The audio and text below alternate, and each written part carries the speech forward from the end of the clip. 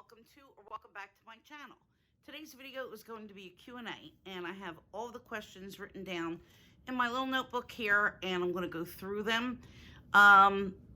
Probably try to do it by the individual, but some people ask the same questions, so some of them I'm going to combine. So I'm going to start off with, let's see here. Kindness Matters wanted to know, what state do I live in and what is my job or career? And quite a few people wanted to know that. So I live in Pennsylvania. I live in Philly, which I'm sure if you're familiar with East Coast at all, you probably recognize that by my accent, because nothing I'm going to be able to do to hide it. But yeah, it is what it is. I mean, it's not as noticeable as some people's, to where they're kind of not understandable to people outside of the area, because I've heard some people where, you know, they just have a very, very thick accent. Sometimes people from certain areas of New York have a really thick accent, but I don't think that mine is just so bad, but of course it's there.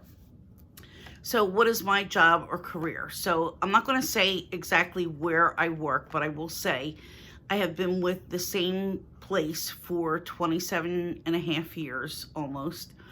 And I've had many different jobs.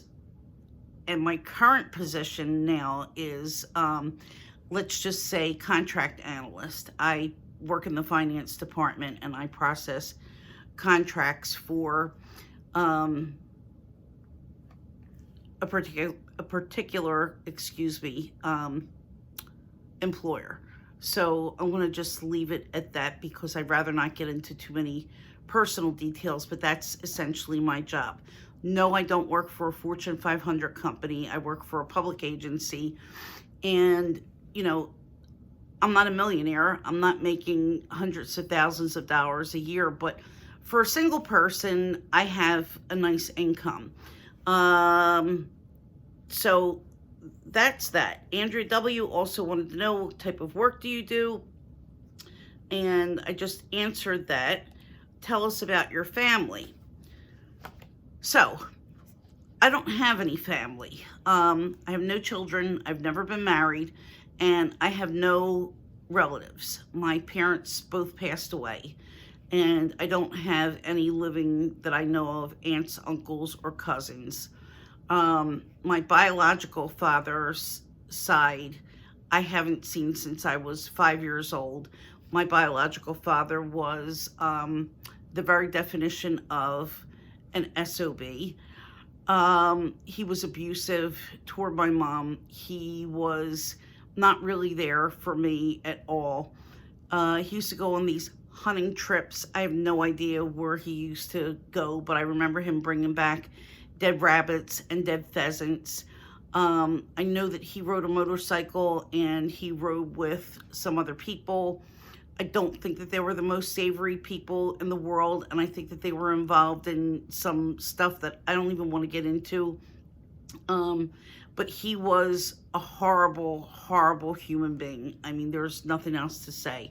And his family was really no better. I have some unconfirmed proof. I don't want to say unconfirmed proof, but I heard stories about my biological grandfather, who was, you know, somebody pretty prominent in the community, you know, as far as everyone knew them. They lived in a small town in New Jersey. And my grandmother taught at one of the colleges. She was, I believe, like a culinary arts professor or something like that. And I remember going to their house once when I was little, and she had all these cakes out because she used to make cakes. And I remember asking my mom if I could taste one of the cakes. And I was told, no, don't touch them, don't look at them, you know, don't even ask. So I just basically didn't ask. I remember that they had these big standard poodles, and they used to live in the backyard, and you couldn't touch those either. What else? God, I hate saying that drives me crazy when other people do it. So when my father finally left or got thrown out, I'm not really sure which it was. I was about 5 years old, and my grandparents, pillars of the community that they were, literally sent a truck to the house to take away whatever gifts that they had given me. Toys. I had an old antique school desk that they had given me, and they took that. They took a bookshelf that they had. It was a custom-made bookshelf, and it had wooden rabbits on the ends of both sides of the bookshelf, and they took that. I guess it was expensive, and they didn't want me to have anything, so yeah, so that was gone. And whatever else, that they had that was donated, I guess, by them, that was it. My father never paid any child support. He never came to see me. Absolutely nothing. But my mom remarried when I was about 9 years old, I guess. And my stepfather is who I refer to as my father. He was a wonderful man and a wonderful person. And I was close to my parents for all of my life. And my dad and I were really close. We used to go out to have lunch together when I was young. And especially if it was Christmas time, he'd say to me, come on, tell me what I got for Christmas, and I'll tell you something. And he wound up having me spill whatever it was that he got. And of course, he told me absolutely zero. So that was one of the running things. He loved classic cars, and we used to go to car shows together. My parents sold antiques, so I would go to auctions with them a lot of times. My mom loved to shop too, so we would go out shopping. And she was a really bad influence because my mom really, she was someone who was very vain in a lot of ways. And if there was anything that you were going to have that would make you look good, she was all for it. So if I wanted a pair of shoes, she'd be all for me buying those shoes, even if they were expensive, as long as they looked nice. So yeah, I mean, I have a lot of really wonderful memories. I miss them just desperately. And, it's been very, very hard to get used to not having anyone. But, luckily I have very good friends that are my family now. And of course, Tiger. And we all know Tiger. He's 13. He has diabetes, and he gets insulin twice a day. And he's been doing really well. He's been on the insulin since 2016.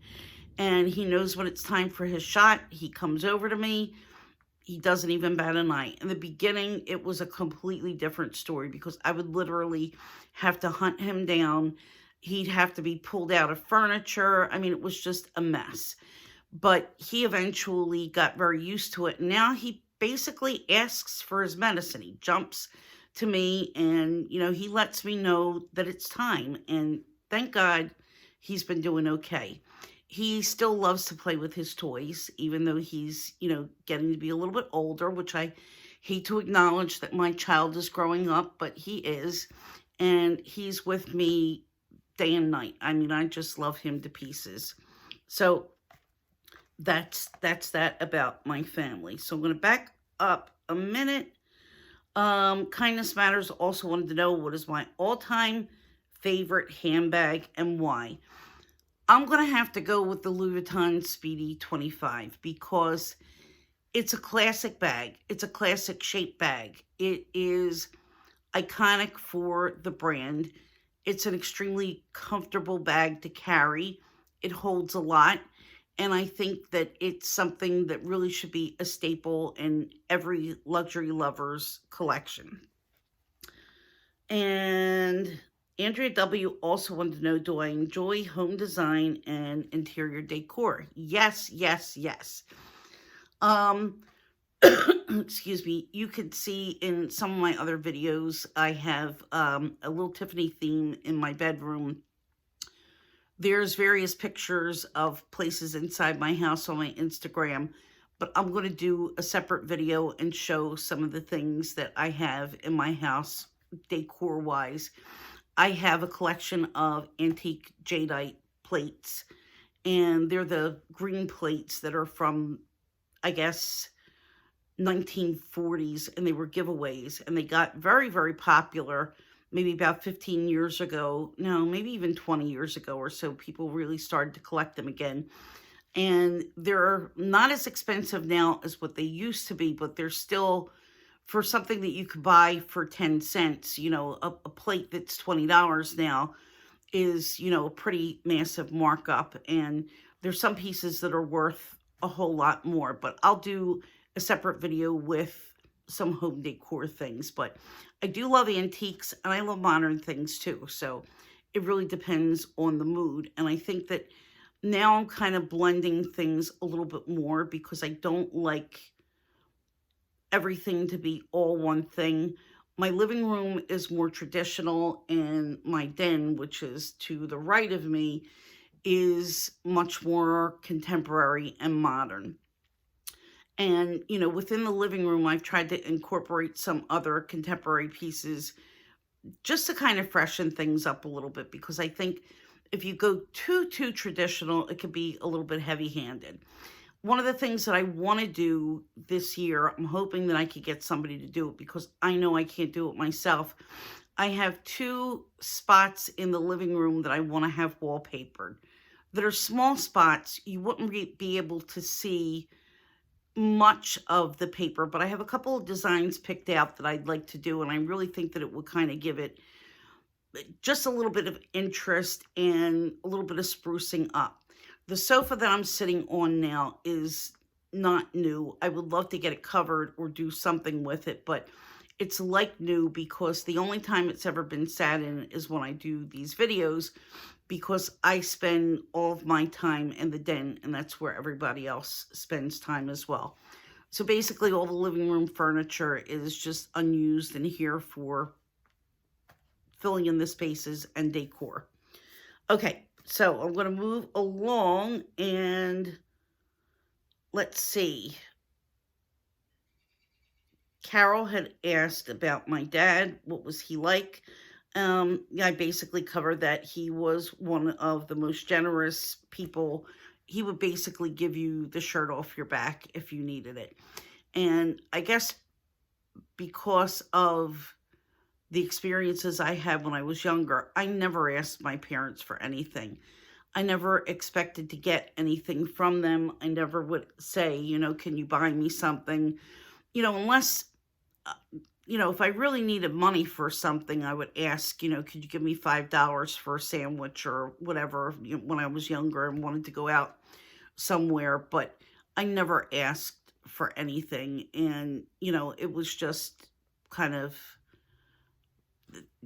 most of the times they would do things for me. We were very comfortably middle class, and I never remember having a time where I didn't have, like a nice coat or, nice shoes. I mean, I definitely was always well dressed, and we always lived in a nice house. Never took vacations. That really wasn't something that my family was interested in at all. But everything else, we didn't have luxury cars, but my dad always had a new car. My mom always had a car. She's had some nice cars over the years, but, it was never anything that was really over the top, because we weren't rich people. Okay, so let's go on to Jane Church. She wants to know, hi, Jane. What is your favorite country you have visited, and where would I like to visit in the future? Well, my favorite country that I visited, because I've been there many, many times, and I have friends that live there, and I've gotten to know it, really feels like a second home, is Poland. I have friends that are in Warsaw. My friend Marzena, who may or may not be watching this video, she lives in a very nice part of Warsaw, as do my other friends, but when I go to her apartment and stay, it's just a really nice place to get out of the house, to walk around. If you want to go to a restaurant, there's plenty of restaurants. There's shops for pretty much everything within like a 2-block radius. Excuse me. And she lives across from a nice park, so there's a nice view out of the window. And I've really just kind of gotten used to being in Warsaw, and I've probably spent over the years, like maybe like a month out of the year between, the times going over there for many years before, the virus hit. But it's a great place to visit. In Warsaw especially, there's a lot of old things and new things side by side. It's a really modern city. The people are very nice. Everywhere you go, basically, you're really welcomed. And I just really enjoy the whole vibe of being there. And I've been to Krakow a couple times and to Gdansk and Sopot, and they're all phenomenal too. And I'm hoping the next time that I go back that we can see Torun, which is a medieval city that's a little bit northwest of Warsaw. So that's something that I'm looking forward to hopefully doing in the future. And I'd like to see Wrocław, which is closer to the German border that way. So I've also been to Paris, I've been to Barcelona, I've been to Lisbon, I've been to Stockholm, I've been to Berlin, I've been to Cyprus, to Nicosia, and gosh, we visited quite a few cities when we were there. Paphos, it's just absolutely gorgeous. Where else have I been to? That might be all. So yeah, it's quite a bit of traveling that I've done, and I think in the future, the one place that I'd like to go to that I haven't been is London. And I've always wanted to see London. My dad wanted to see London and never got there, but I really would like to go and spend some time there. I know I have English roots just based on my surname, so, and my understanding is that my, the SOB side, some of them came, back like in the Pilgrim days, and it's definitely something that's in my heritage, but I would like to see London, and I'd also like to see Italy because my mom's family was Italian, and I'd like to especially visit Sicily. So that is where I'd like to go. So let's go on to Mary from Lumi Level Up. Hi, Mary. Mary wants to know, what was my my first luxury bag, and do I still have it? Well, I'm going to count as my first luxury bag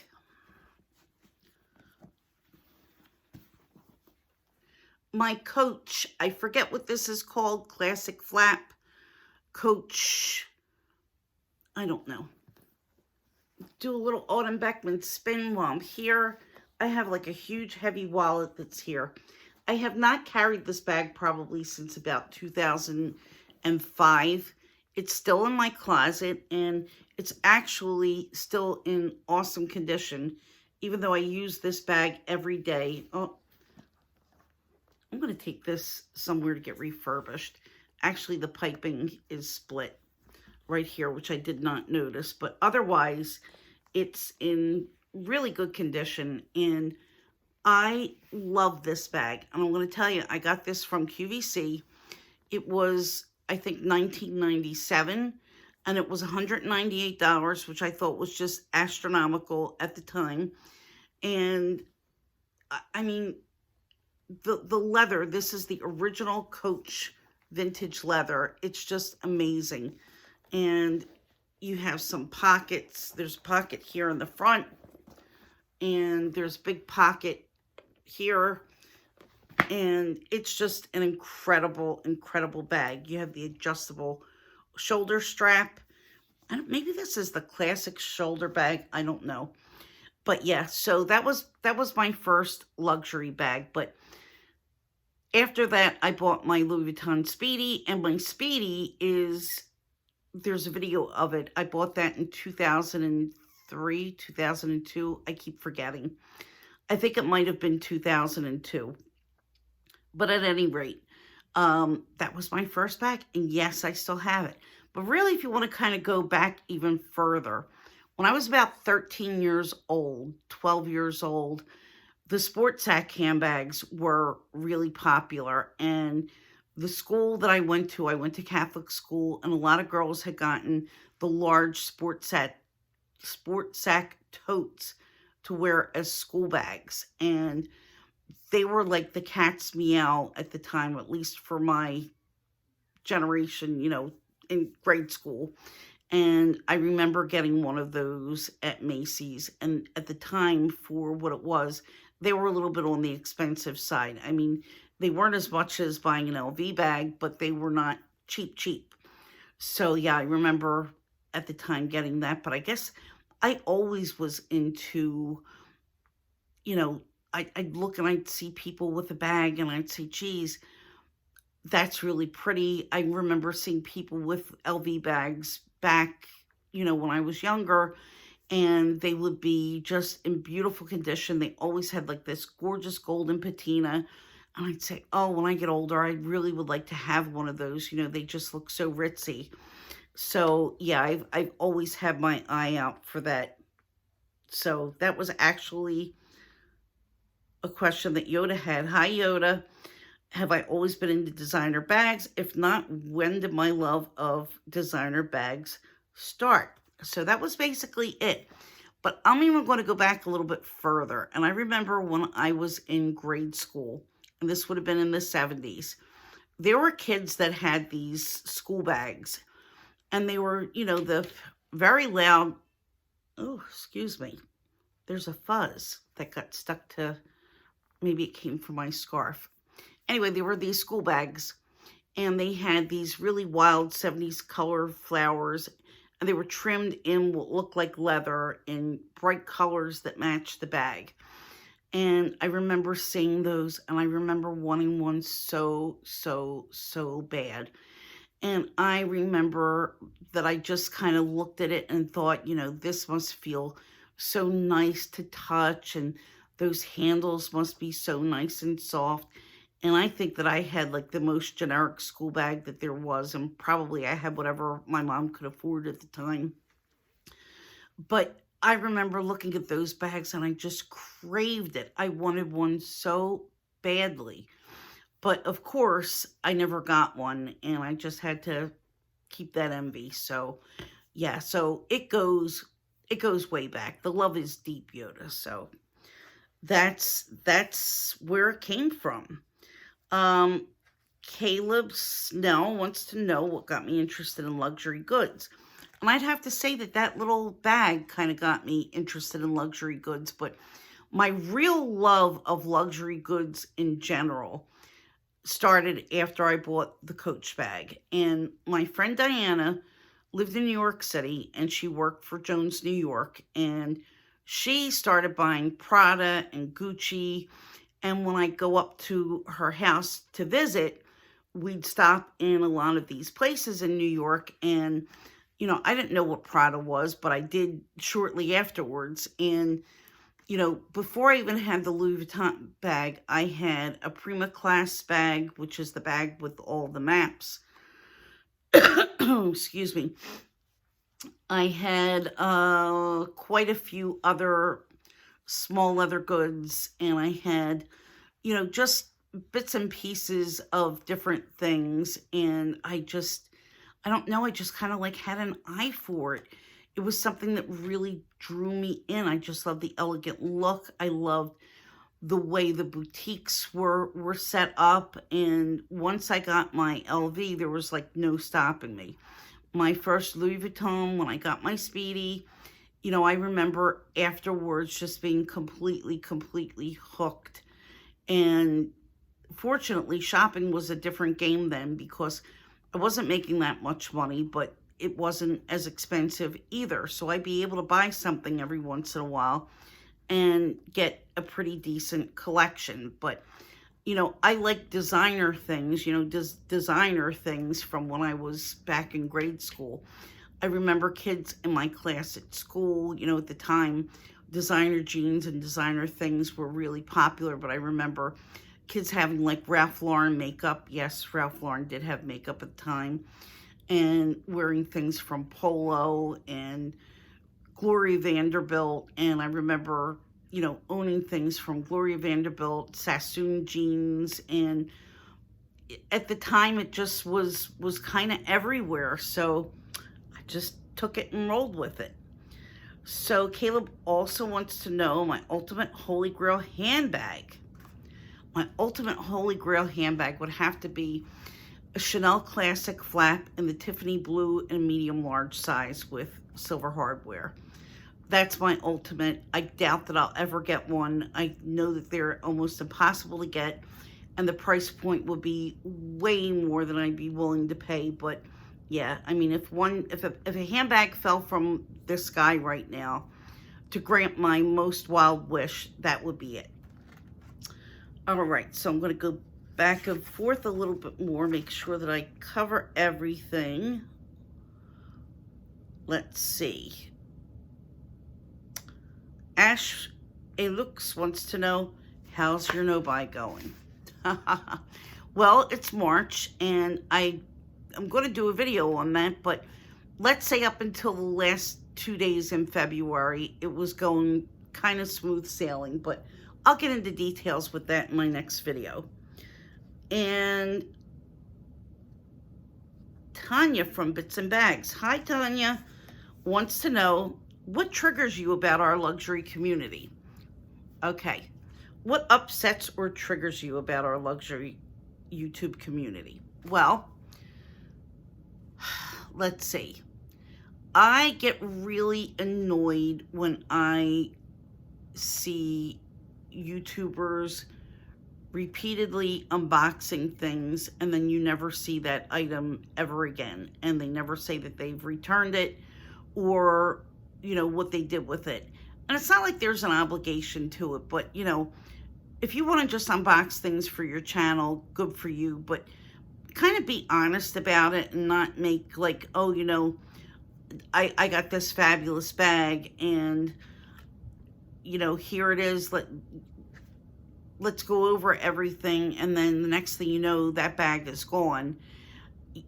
It just kind of puts a little bit of a bad taste in your mouth, because if you're getting something, especially something that's really hard to get, and you're being a reseller and keeping it for a day, unboxing it, and then selling it somewhere else, you're not really like a true bag collector, in my opinion, or somebody who really appreciates the luxury. And that's just kind of me.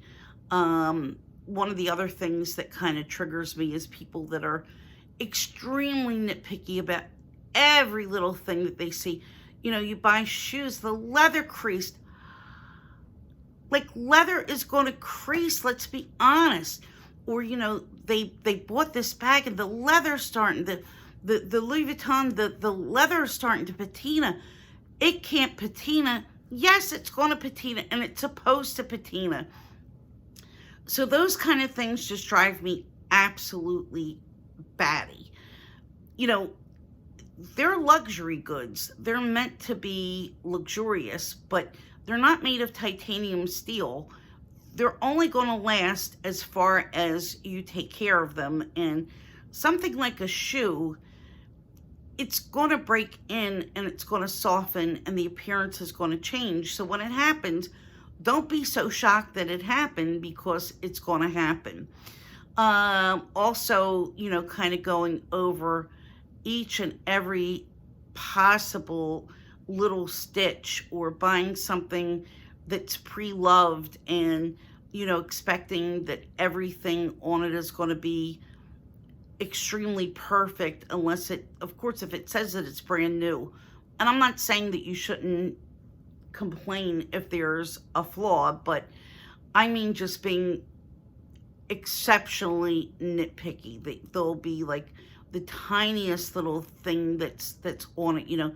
There's a wrinkle over here, or there's dust that's inside, or the card pocket got stretched when I used it. I mean, these things, in my opinion, we have them to enjoy them. And if I have to be that stressed out over every little inch of everything, I'm not enjoying it. But on the same token, I mean, I expect things to be right when I get them. You know, I'm not really that concerned over the packaging. I mean, the packaging and all is nice. I'm more concerned about the item itself. So yeah, so that's kind of what some of the things that really annoy me in the YouTube community. But for the most part, I just love it. And Yoda wants to know also, back to you, Yoda. What are some of my favorite YouTubers or influencers from when I first started watching YouTube? What made me decide to jump in? Well, I actually first started watching luxury YouTubers because I didn't know it was a thing back in maybe 2017. And it was not long after my mom passed away, and I was really trying to get myself into, you know, a better frame of mind. And I thought, well, maybe I'll cheer myself up and I'll buy a Louis Vuitton wallet, because I had never had a wallet. I had like pretty much every leather good that they ever made, small leather good, except for wallets. And, you know, this is going back from when I was collecting LV. So I went on YouTube and I said, let me see if there's any reviews on Louis Vuitton wallets. I'm thinking, you know, what are the odds? And then lo and behold, I found all of these YouTube videos. So I'd say in the very, very beginning when I started,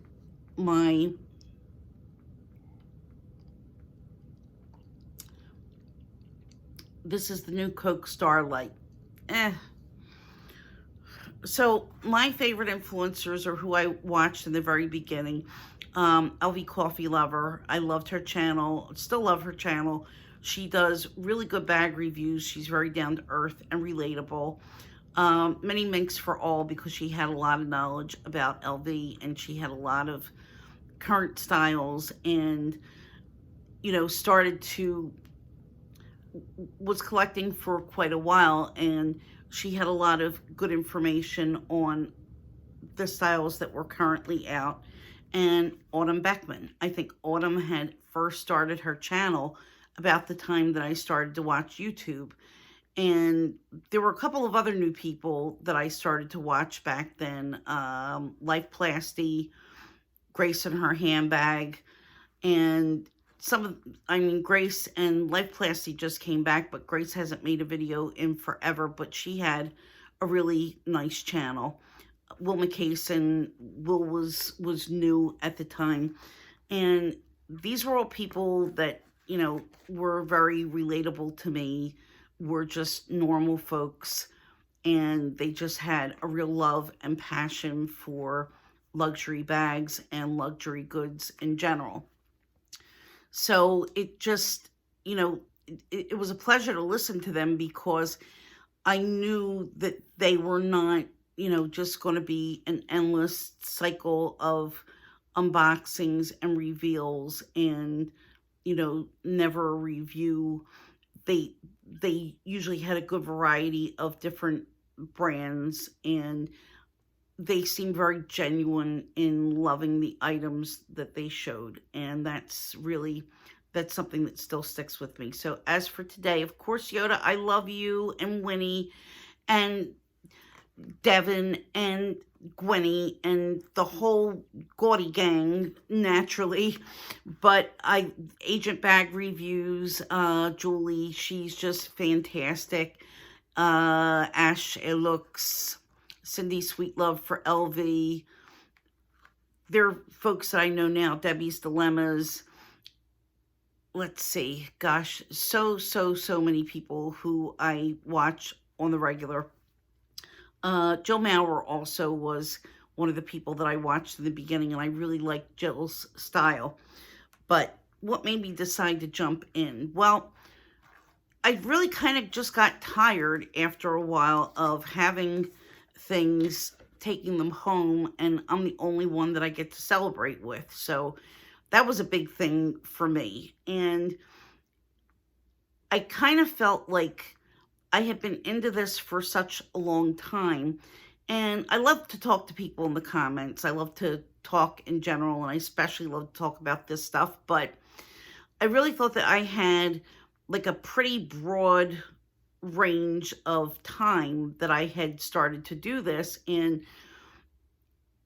I just felt that I had some things to contribute that maybe I could just share on my own rather than just passing along things in the comments, and just kind of lend my voice, because I think that 10 people could have the same bag, and sometimes 10 of us do have the same bag, but everybody's going to have a slightly different opinion, a slightly different take, and some pros and cons. And I think that even if you have the same item, it doesn't necessarily mean that you're going to take the same information out of that item. So that's something that I really wanted to, just put my 2 cents in with, and be able to share the things that I love with other people who love those same things.